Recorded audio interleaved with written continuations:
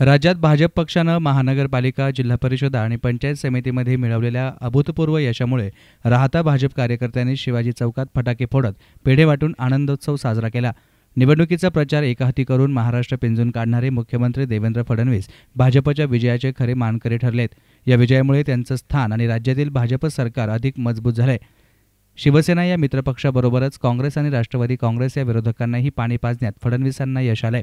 यावेळी भाजप नेते डॉ. राजेंद्र पिपाडा, नगरसेवक निवृत्ती गाडेकर, बाळासाहेब गिधाड, दीपक सोळंकी आदींसह नागरिक उपस्थित होते। याप्रसंगी राजेंद्र पिपाडा यांनी आपली प्रतिक्रिया व्यक्त केली।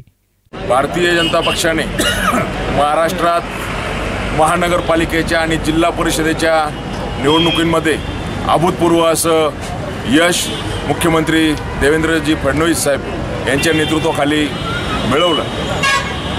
खरं म्हणजे पहिल्यांदा नाशिक असेल, मुंबई असेल, त्यानंतर इकडे पुणे असेल, या सर्व महानगरपालिकामध्ये त्या ठिकाणी दणदणीत असं यश भारतीय जनता पक्षाने त्या ठिकाणी मिळवलेलं आहे।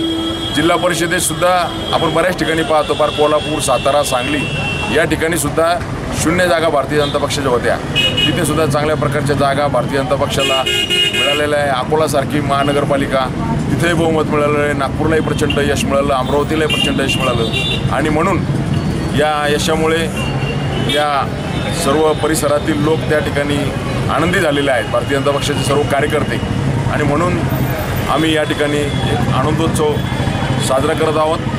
मुख्यमंत्री देवेंद्रजी फडणवीस यांच्या नेतृत्वावर महाराष्ट्रातील जनतेने विश्वास व्यक्त करून पुन्हा एकदा शिक्कामोर्तब केलेलं आहे की महाराष्ट्रातील जनता भारतीय जनता पक्षाच्या बरोबर आहे आणि अशीच घोडदौड भारतीय जनता पक्षाची यापुढे सुद्धा चालू राहील असा आम्हाला या ठिकाणी विश्वास।